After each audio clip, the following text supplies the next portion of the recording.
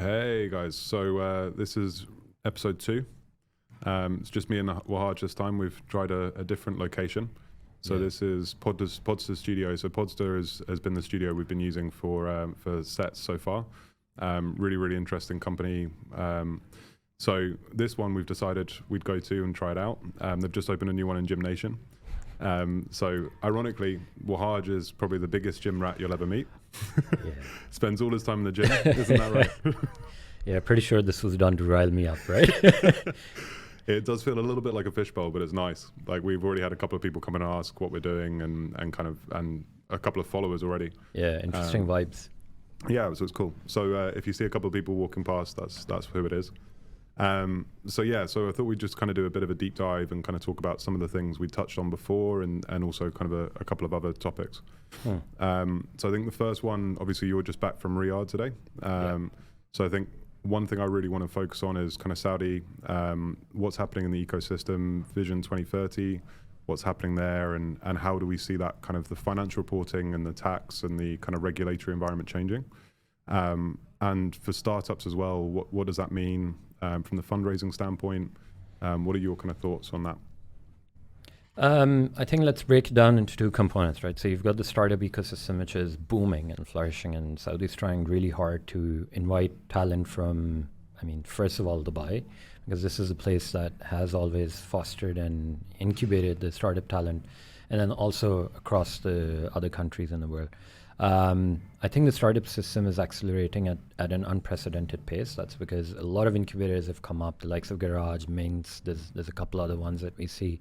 And the fundraising is easier than in a lot of countries because there's a lot of money there. There's a lot of change in the mentality where you're shifting from more conventional businesses to the startup world.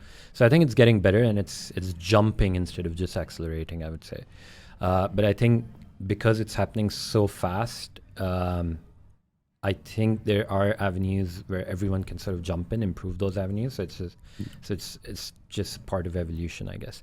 From a tax and regulatory standpoint, I think what's happening is that every other day we see some new amendment or some new clarification come out. There's a lot of incentives that were announced earlier this year or a couple of months ago for regional HQs that would get a certain tax exemption.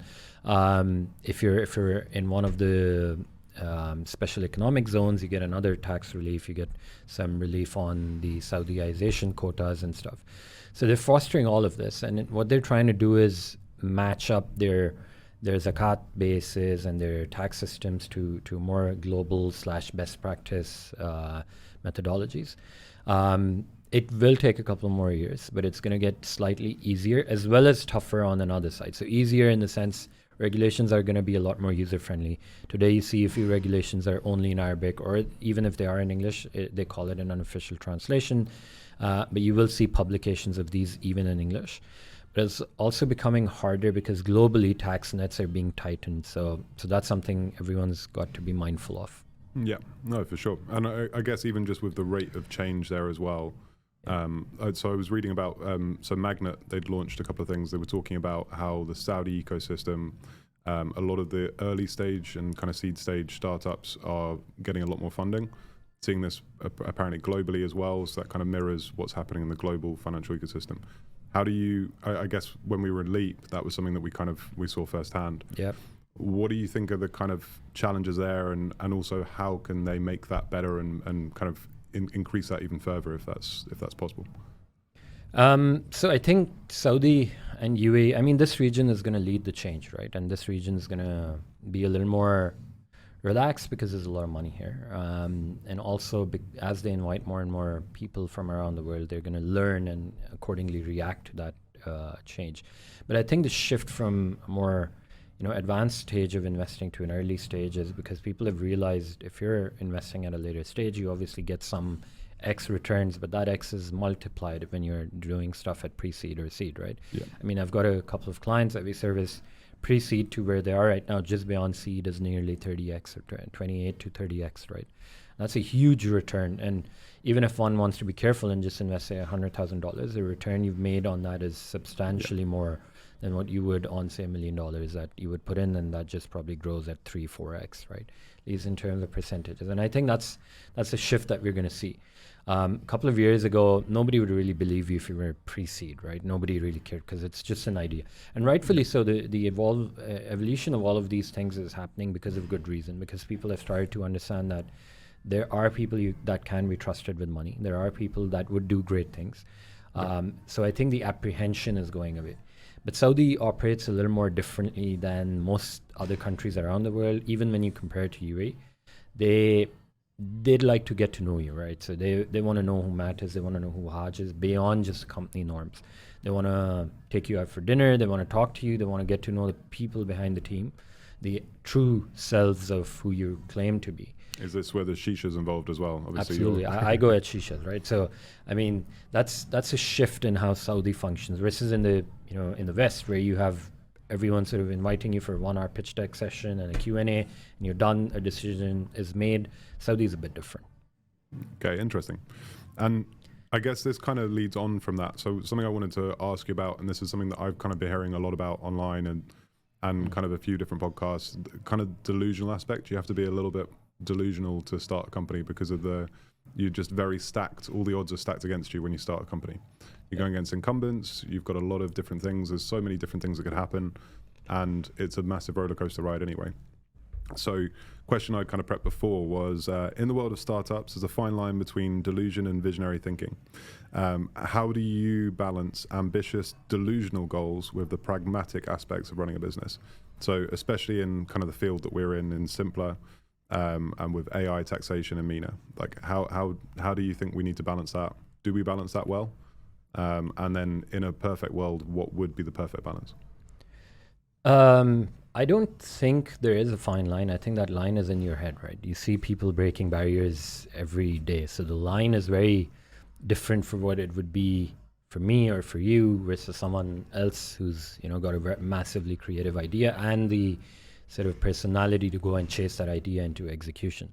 So I think that line exists in our head. I honestly see a lot of people, and I do think that they're delusional, but sometimes they surprise me, right? And they go and accomplish something. So I think that's something that we need to think in our own isolated individual capacity rather than as a general rule. But I do think it is important in today's world to be pragmatic. There's a lot of things that can be done. There's a lot of things that can be revolutionized. There's a lot of things that need to be changed, but it needs to happen one step at a time, or at least a couple of steps at a time. You can't change the world overnight. It has to take a few years at least, and therefore a product that evolves, something like what we're doing, needs to have incremental steps to get to where we want it to be. Because the way I see it is, if you jump from point A to where you want to be in, say, a month or two, while you may have that outcome ready, it's not sustainable. It's not really meaty, as you might say. So what we do is we take incremental steps. We learn from what the changes, the feedback that we got from the changes, and accordingly react to those and make sure that as part of our next build, those are addressed, right? So what that does is gives us a more solid ground to grow, and also more pragmatic approach into growing rather than just accelerating from 0 to 100 in a second. So the shoot for the moon, and then whatever happens, you land among the stars. Either that or the void of space. I mean, you should shoot for the moon. Just don't shoot for like Jupiter or something, right?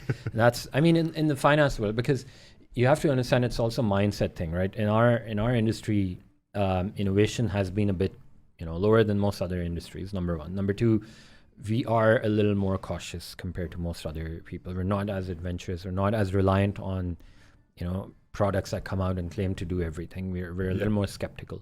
So I think to address that skepticism, you need to take one step at a time, move forward, rather than jump and then lose out the people who would have been part of that journey together with you. So kind of balancing the vision of where it can go, and then also where are we and where is the next step. So kind of looking at kind of vision 10 years, 20 years. Yeah. But okay, where can we get to in the next couple of years? Yeah. And how do I convince people that this is the way to go? Okay, cool. Yeah, it's an interesting take. Because I was actually listening to 20VC, Harry Stebbings was talking to Brian Johnson. You know Brian Johnson? I don't remember. Is it the Blueprint? So he's talking about he wants to basically eradicate dying. So he's got an algorithm now that basically manages all of his dietary requirements, tells him when to eat, tells him when to sleep. He has a lot of supplements and things, and he basically kind of follows that. And what he was saying is that actually when he thinks about a lot of things, he wants to go, what are they going to think about me in the 25th century? When they look back and they go, everyone's drinking alcohol, it's bad for you, or they're smoking, or they're eating like processed food, all of those things, and they're just sitting there going, humans used to do that? So I think in 25th century, what do you think about tax? Do you reckon, first of all, maybe there won't be a taxation system, maybe we'll have eradicated finance completely, and everyone will be doing it on a token basis, or AI will have basically got to the abundance where we don't need anything. But let's say there is a taxation system, what do you think they're going to look at now, and where do you think that potentially would be in that kind of 5 century jump? Good loaded question. I mean, you still have taxes, right? Unless there's a massive revolution against it, you still have taxes. It's here to stay, right? Like debt. I mean, if you're dying, you're definitely paying taxes.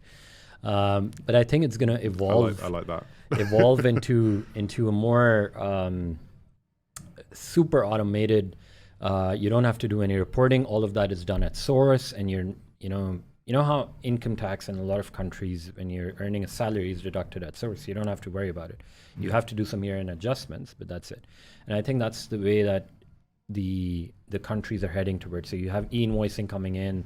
All of those are basically platforms that towards the end of the century, you're going to have most of the taxes deducted at source. Yeah. The government's going to be like, if you have any adjustments, report them to me. We'll look it out. We'll check it out, and we'll give you back any refunds, or ask you for more money. So I think in the 25th century, it's going to be super. I mean, I haven't thought of it, to be honest. So, but super automated for sure. Probably would happen without you even having to think about it. It gets to that point. I kind of see maybe, like, and I've got an interesting take on value-added tax. I think that almost the way that VAT is kind of included and kind of flows through everything. Yeah, indirect taxation is going to be really simple. I mean, that's anyway getting to a point where, in the next, say, decade or so, you should have something that's super automated. The reporting is going to be really, really minimal. The corporate tax and, cross-border taxes are what you have to look out for. And so you don't think that having to do like press-ups or having to run a marathon or anything like that might be your taxation? No, even if I'm alive in the 25th century, I'm not doing that. One day I'm going to get you. We'll have a podcast, and you'll be doing some curls. I'll get you doing a CrossFit workout. I've paid in advance many a times, and I've never gone. I haven't paid. My friends have paid for me. But that's a tax. That's the gym tax. And so an interesting that happened recently was the Reddit IPO. Now I know you're a kind of big user on Reddit. Absolutely. I see Reddit as kind of the last true kind of social media where it's kind of there's still a lot of open bounds, and everyone kind of talks about stuff in loads of different places, and it's kind of a pretty interesting community. One thing they did do really interestingly on the IPO was that some of the individuals that manage some of their bigger communities and they'd been there for a long time actually were given preferential rights to shares, and there was a rights issue for them. Which I think was an interesting kind of way to then foster more loyalty from those people to kind of work. What do you think about the IPO? Do you think there's a future with, I wonder whether or not it might go the same way as Twitter. Maybe someone buys it, tries to put a kind of big ring around it. What sort of things do you see as kind of hurdles there? Do you reckon it's a good business model? Is that something that they can kind of keep as a solid earner for future and different revenue streams? So the Reddit IPO, I think that everyone going towards IPO wasn't really a surprise. I'm just not super clear on how they're going to be profitable in the next 5 to 10 years. You're right about Reddit being perhaps the last truly social network that we have that's P2P, purely run by people, with little restrictions, and it's a nerd base, right? Essentially, you have a problem, you go to Reddit, and it's sorted. And not only is it sorted, but you also get a lot of funny comments and remarks right beneath that, right? So it's entertaining as well. So you're saying nerd based, that's why you like it? I love it. I love it. So I'm on it. I mean, I honestly haven't contributed much. I do contribute on and off, but it's my go-to place for any problems that I have. And I think it has been the most instrumental in my learning to adopt AI, machine learning, all of those things. And, I just sort my problems by asking questions there or reading questions. Most of the times people have already asked that question before. Yeah. But I think my personal view or take is it was a very good stock to buy if you were just flipping it and you just sold it right after the IPO. I'm not super clear on how they're going to make enough money or enormous amounts of money in the next 4 to 5 years to remain profitable and above sea level. And when you have a problem like that, you also have sort of probabilities of becoming Twitter or some other sort of businesses that have done or that have compromised on their core values to become profitable. And that's fine. When you think of it as a business user or as a business, that's absolutely fine. When you think of it as a user, like I miss the old Reddit, right? I think that's going to change. But I want to be pleasantly surprised. I would love Reddit to do great because they've given not just me, perhaps millions of users, a platform where you can engage with other people, sort their problems or sort your own problems out, learn a lot. So I would really want to go see them go far. But I don't see them going super far with the IPO. It won't be super profitable, but that's my view. I hope I'm wrong. Okay, this is not financial advice. Yeah, this is not. Please do not. I am really bad at this. So yeah, I would go and do the opposite of what I'm doing, what I'm saying. So I've got that's a good point. Whatever Wahaj says is probably you want to do the opposite. He's got a very bad timing on buying things. So I guess there's a few things I want to run through. These are kind of a little bit more rounded, just about you. So first one is your early career. What was the first ever job you did? And what was the kind of biggest learning moment? What was the biggest teachable moment from that job? Could be anything. It doesn't have to be like your first kind of professional job. It could be your so my first ever job was a paper round at 12. Of what? A paper round, which I don't think it actually will exist anymore. I think newspapers don't really exist. Oh, paper. Oh, yeah, okay. yeah. So I used to deliver papers round the block. Okay. I'd wake up at 6. Well, I'd try and wake up at 6:30, and normally have my mum banging on the door trying to wake me up. But at the beginning, I was great. But yeah, what's your first job? My first job was at it was a 1 month or 40 days job at Universal Shows and Entertainment, doing lighting for I think it was Beauty and the Beast. Oh, cool. So I had control of one spotlight, and there was 4 of us controlling the lights. And are you guys I'm just wondering if Podster's looking for a lighting guy. I wasn't good at it at all. So, but that's what I used to do. So it had these buttons which would change the shade and therefore change the color of the spotlight. I could, using a wheel, I could control the intensity and so on. That was the first paid job that I've had. Did you turn it up to highest intensity just so they're sweating on stage? No, but I would we would have fun with it, the 4 of us, and we'd have these mics. So when the director would take off his headphones, I remember I used to bug the other guys and just pull up the mic really close and start screaming at it. So you'd see the spotlights move a little because they'd get a bit rattling. That was my Wednesday thing that I used to do. What was the biggest learning point from that? I guess especially when you come from school and without having to work, and that first jump, what was obviously you had fun. Yeah. And I'm sure you've had jobs that weren't necessarily as fun since then. But I guess what was the biggest thing you learned from that? What have you taken from that when starting at Bleak, even when you've come all the way up that far, and then Simpla as well? I think precision of how all the components need to come together and not compromising on that precision piece. So the team was so precise and everything was so choreographed to the second that you would not see anyone missing out on anything. And the show looked like something out of Hollywood. Of course, there's always room for improvement, but I think I sort of realized, because when I went in, I was like, what's the worst that can go wrong if I switch on my light a second late? But then you realize there's thousands of people, or at least several hundreds, if not thousands. And that 1 second delay would cause all of those hundreds to be like, okay, something was wrong here, right? And you don't want that. Yeah. So that's, I think the appreciation of that precision or anything in life was after I finished that job. Nice. And then this is an interesting one. So daily routine. Can you give me 3 words that describe your daily routine? And I have a 3 words. I can give you 4 words. Okay, give me 4 words. I have All 3 words. over the place. I was going to say wake up late. So Wahaj is he works very, very late into the night, but the mornings he's not a morning person. Definitely more of an owl, night owl. Definitely. Is it night owl? It is a night owl, right? I don't know. I feel like all owls are night owls. Yeah. So yeah, that would be okay. Cool. Yeah, take that. Night owl is fun. I like all over the place though. I don't necessarily think that's true. Somehow you always feel like you're on it. Then okay, personal interests.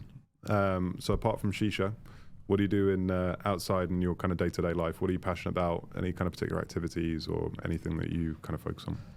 Activities I play. I do a bit of gaming. So I love to play GTA, Red Dead Redemption. I just downloaded Bully, another old Rockstar very game. good. I love that. So I'm playing that again. Then I sometimes play FIFA. I'm not good at it at all. Sometimes even cricket. Sorry. But as an activity, I think I like to read a lot, and I'm not a book person, but I'm more of an online reader, right? So if I'm free, I'm gonna open Reddit or open an interesting topic, start researching that, and start figuring out how it's done. For example, computer vision, or how the links I keep sharing with you and stuff. So all the time. Yeah, those are about 1 in 20 that really amaze me and inspire me. I'm like, okay, this needs to work, so let's share this. And I keep doing that with Hassan as well, our tech guy, and I'm like, can you figure this out and make sure it works exactly like this? And he's like, oh my god, he's all I get. But I really like to read, so I'm on the phone reading a lot on how something's done. And I think that's been something that I've had as a habit throughout at least the last decade. And I can't go to bed. Understanding things and like how they kind of... And reading, and discovering it. So I'll have a new topic of interest every day. So on some days it might even be politics, which is a bit rare.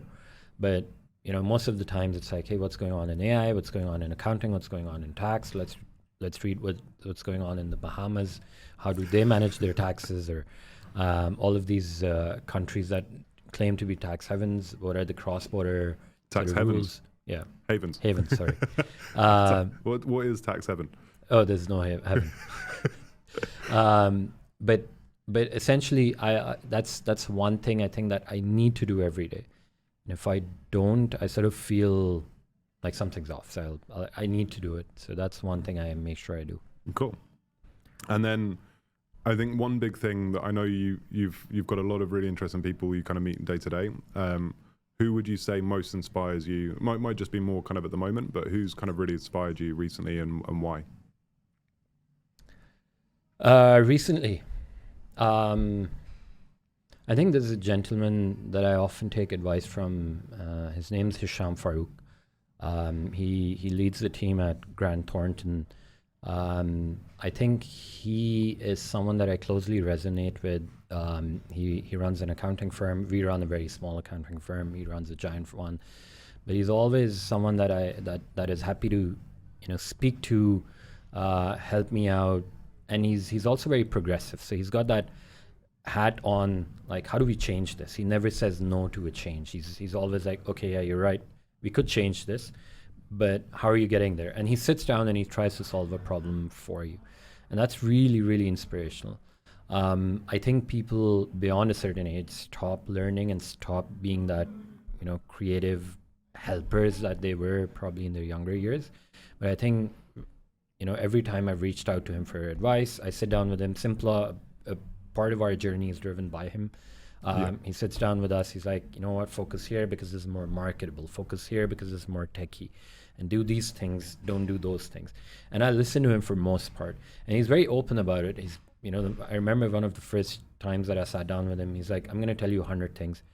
Whether you want to take one, whether you want to take 99 or 0 or 100, it's entirely up to you. He's very modest about it. But I think I'd like to believe I do take a lot of advice on board. Some things I may not. I'm not sure what they are, but I don't think I've missed out a lot, but definitely a large part of his advice. And I think that's more business focused. I think from a general startup world, I think I reach out to my friend who calls me a brother from another mother, Badr, a lot. is like super selfless and, goes out of the way. He's my 911 for anything I need in the startup world. So company setup, Badr, how do I do it? Investment, Badr, how do I do it? Growth, how do I do it? Saudi, how do I penetrate? And he's like, hang on a second, he'll send me a number or he'll give me some details on, hey, this is how we did it. Try and do the same, or wait for a week, I'll sit down with you, I'll help you out. And he selflessly sits down with me, helping me out. So, I mean, in recent times, those are two personal connections that have really, really had an impact on me.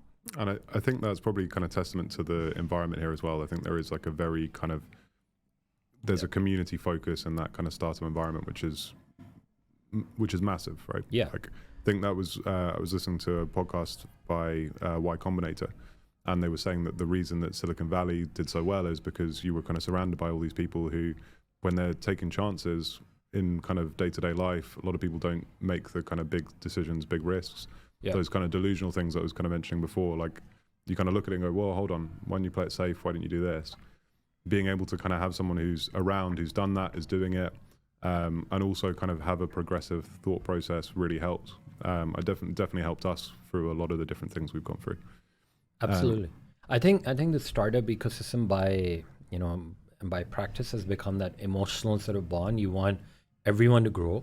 I mean, a lot of our clients, including you, you guys were, I wouldn't really call you guys a startup in its most conventional sense, but you know what I mean, right? You get connected, you want to deliver more and more, and the people that are siding with you or have been with you from the start, you form a deep emotional connection which goes beyond the business commercials.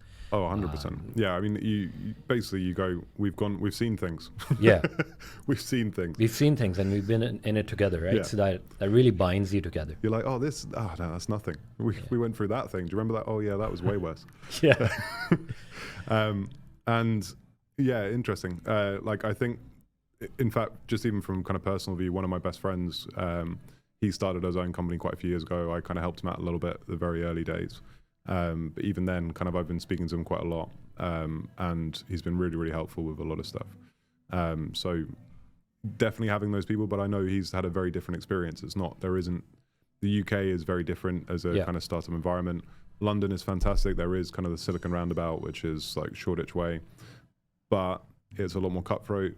It's not necessarily as progressive to certain areas. There obviously is in different bits, but I didn't really see it as kind of a kind of community-led thing that he actually had to work very hard to kind of get everything off the ground, and a lot of different people. There are exceptions to that, but I think we've got a better environment here, which is kind of a lot more beneficial long term, I think.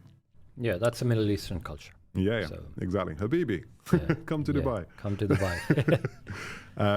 So another one that's quite an interesting one is a desert island scenario. So it's like desert island discs, but this one will just kind of keep it to, so if you're stranded on a desert island, you can only bring one book.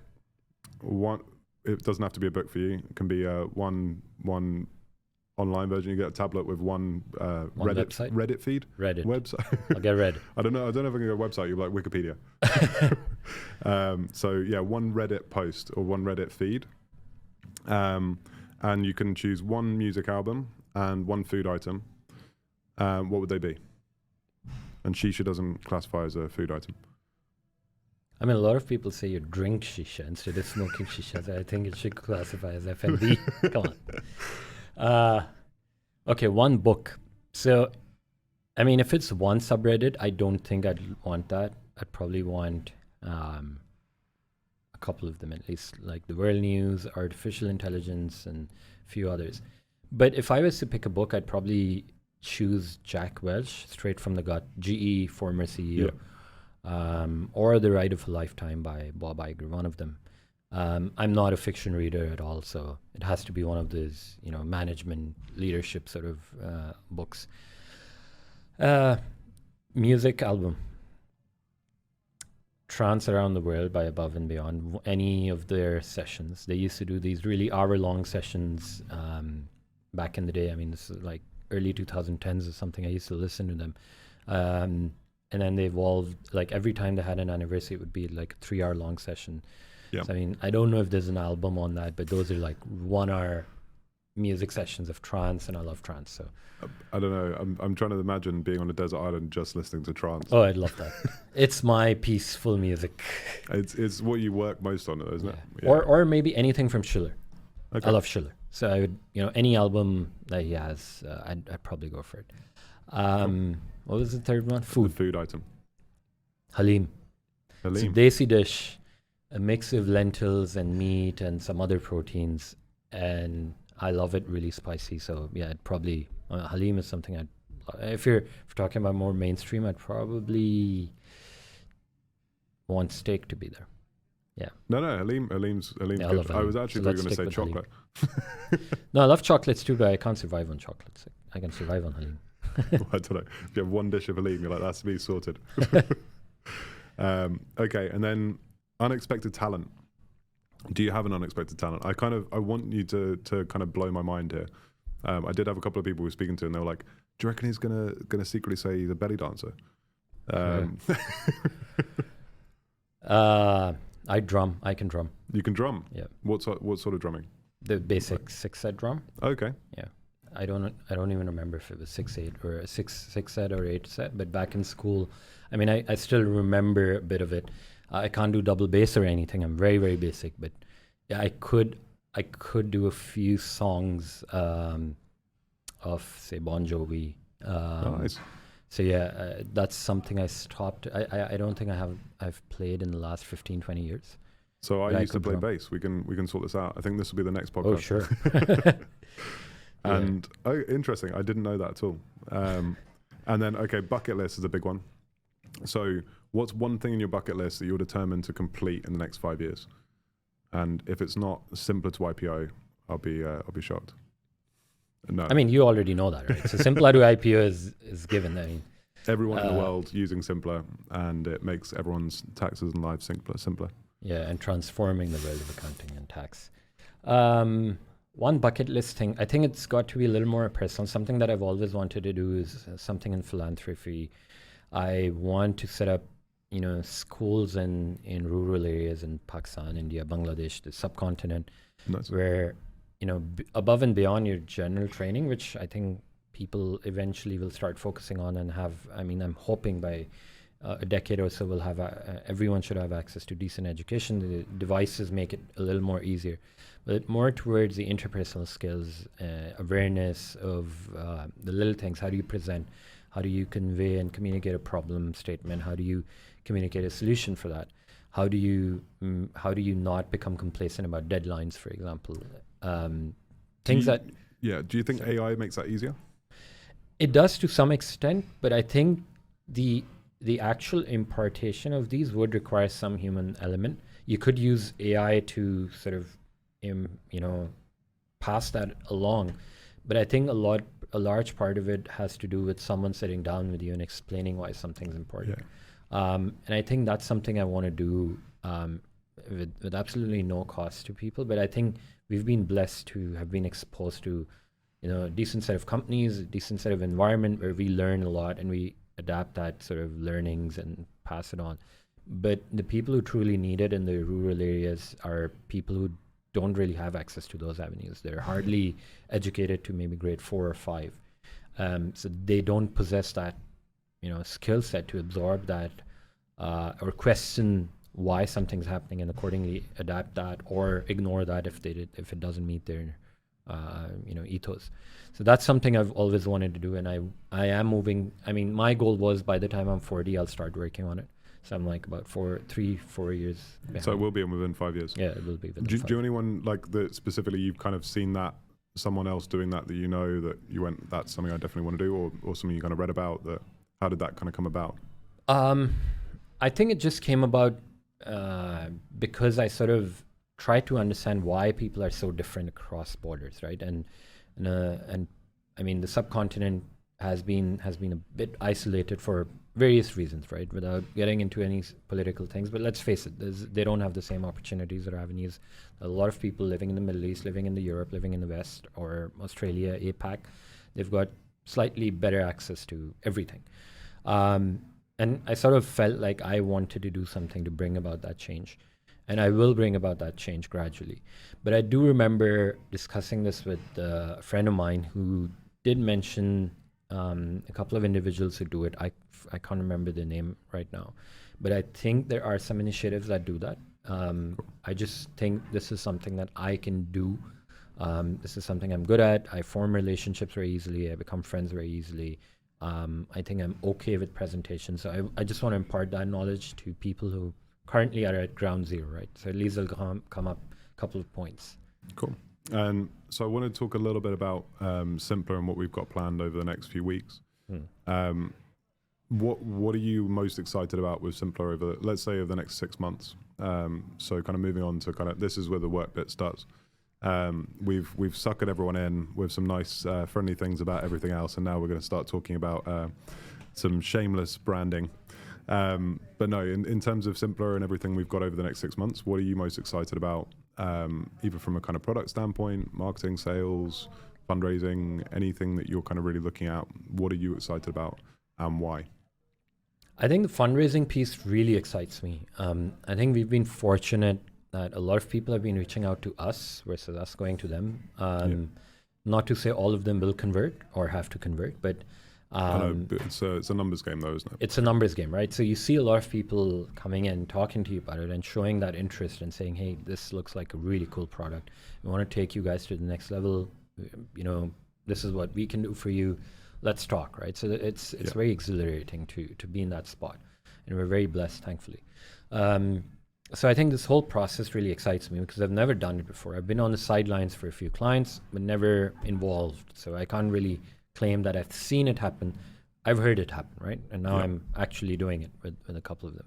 And I think the other big thing is the expansion to European markets and the MENA markets. I think we're going to get to MENA sometime by H2, early H2. Yeah. I think we're pretty much ready to go with that over the next couple months. So but I mean, after testing, probably roll out by H2, and we'll try and start Europe within H2 as well, right? So to see how all of those come in and the different nuances with each regulatory market is going to be really interesting, because I mean, we think of GCC as our home base, which is true, and we know the nuances here, but we don't know the exact nuances in, say, you know, Poland, for example. So it'll be very interesting to see those and to try and address those and make sure they're crushed as and when they pop up.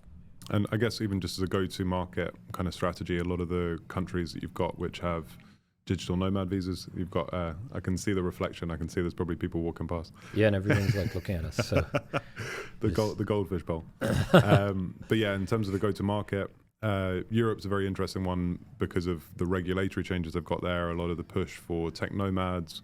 Those are people moving in and then kind of navigating the rules in the European markets that are in different languages, that are, some of them are very bureaucratic. So it's interesting to kind of potentially look at that as a kind of potential route for us as well. I think one thing we've been reluctant to look at, obviously not a big thing in the Middle East in terms of personal income tax, but that's something that obviously that is a big market across Europe, Australia, Southeast Asia. I mean, Singapore is a very interesting one for me, looking around that area. But yeah, I think it's interesting because obviously you want to keep driving laser focus on what we're doing and kind of build that out, but you're always, again, comes back to that balancing delusion with pragmatism. Like, yeah, we'll do every country right now. Yeah. And then you go, yeah, well, hold on. I think we're, I mean, one of the advantages of AI is that you could really quickly have few things come in that will completely be not planned or not spoken about a month before, right? But you can quickly turn them around and be like, hey, I've got this technology, how about we use this to apply? And I think we should always stay at it, because I remember someone telling me once, if you're running a tech firm, your product is never ready. Because the day you stop creating, the day you stop innovating, your product's going to start declining, right? So you keep changing, you keep bringing in new things, you keep doing things creatively. And I mean, I think as AI technology becomes more and more accessible, more and more people are going to have, you know, similar solutions to what we have. They may not be as great, some may be better, but if we're able to provide a good breadth of offering, that will ensure stickiness and people don't leave our platform. And of course, whenever we see people's feedback or we see other products that are doing things right that we're not able to get right, we draw inspirations from them. Yeah. I mean, treading water, you're kind of that you're alluding to is like treading water or you're sinking. Yeah. Because if you're not, and the first big player that really came out with an AI in the accounting side was Sage, with Sage Copilot, and actually I think they'd kind of almost disappeared off my radar. I think Sage 950 was the first ever accounting software I ever tried when I was first starting. And I don't know, maybe, and I apologize if anyone still uses Sage. It's very rare. I haven't seen it in Dubai yet. I'm sure someone is using it, but I haven't seen it. And I think, interestingly, it's almost looking at the bigger players who've got more to lose that aren't doing it. So you've got, like, let's say Oracle, SAP, they're probably working on it, but there's less to lose by coming out first if you're Sage and you're kind of on the decline a little bit as a software. They've come out and they've actually burnt out the park. It's a very interesting kind of application. Don't know whether or not it's quite as advertised, but I think it will get there, and it's interesting that they're coming out and showing off what they've got. I think Xero are talking about having something coming out soon. Yeah. Again, they don't really focus on what we're doing, so it's just more interesting seeing that whole kind of part kind of really evolving. So I think those are kind of my main questions. That in terms of everything that we've got coming out in terms of features, what are the kind of biggest features that you're really looking forward to kind of releasing? I know we've kind of been doing quite a lot of things in testing. I think we've obviously got the localization coming out next week. Arabic I'm really excited about. Yeah. The hard part is I won't be able to judge how good it is, but we're getting people to do that, so that should be really cool. I think the other thing that I'm really looking forward to is the computer vision technology we will deploy. That should be shifting the way things are done today. It should be revolutionizing the BPOs, that a lot of companies use. Yeah. And then the last bit is the data rooms based on which you can generate financial statements. So you upload a trial balance, pulls out a financial statement. So 3 things that I'm really looking forward to. I know there's still some time to go, but I think once we get there, for accounting nerds, these are going to be game changers, right? Maybe not for everyone. I think even just more shorter term, we're kind of looking at accounting policies, how we can upload those, and then you can do those alongside your IFRS to make sure that even if it's, let's say we're talking about CapEx, even if it's CapExable, actually in your accounting policy for the company, it's not, therefore you'd expense it. Yeah. And I think that's going to be quite an interesting one. I think that'll probably come out quite soon. We're looking maybe a couple of months or so. And we've had kind of our first few enterprise companies now onboarding, and it's quite an exciting kind of phase. I'm interested to see the feedback on that. Yeah. But I think hopefully everything looks like it's going pretty smoothly. Yeah, it looks like it is going smoothly so far. Still waiting on feedback from the first few enterprise clients we've deployed it to. They seem to be very excited about it. The demos went pretty well. But let's see. We're happy to take their opinions and make it a product that works for both entrepreneurs/startups as well as the larger enterprises. So excited. Yeah, and I guess the biggest thing we've got next Monday, we're going to be bringing the token limit. Obviously, been fantastic being able to have everyone use it as much as possible. But now we're kind of at the point where we're going. We need to probably kind of limit that. You can't have too much of a good thing. Maybe you can. Yeah, there's a lot of queries now, right? So it has to be a bit of a cap now. Yeah, and it is April Fool's, but it's not an April Fool's. So it's April the 1st. It's not an April Fool's. We are bringing that in, but there will be kind of anyone who's used the platform so far and has supported us through the kind of beta phase. They'll obviously get a bonus allowance that we'll target to anyone. So if you haven't signed up by now, please do sign up. You've got until the 1st of April. Not a lot of time, but hopefully mad rush now. Are you telling me? I've signed up from both my accounts, so I'm on it. You've got plenty. You'd be like, Matt, can I have some more uses, please? But yeah, I think everything's kind of from my standpoint. A lot of the learnings that we've had from kind of launching Simpla from the marketing side, I think sales. I'm not a salesman. I never have been. Me neither. And that's something that I've had to kind of learn as much as possible. Luckily, our other colleague Saad's a lot better at that. Yeah. He's not a salesman, but he's learned and he's actually Yeah, fantastic at it. he's been very systematic about it. Like Yeah, it's fantastic. yeah. So, but yeah, and I'm looking forward to a few more podcasts. We'll obviously play around with some different features and kind of different styles. One thing that we'll obviously have kind of hopefully in the next couple of months, we'll have some guests coming on as well. Yeah. Maybe a couple of people you were talking about today, but it'd be great to kind of see a few people and kind of chat to. Sure. And obviously, if anyone has any ideas or anything that they'd like us to talk about, please let us know. Thank you very much. Thank you, Matt.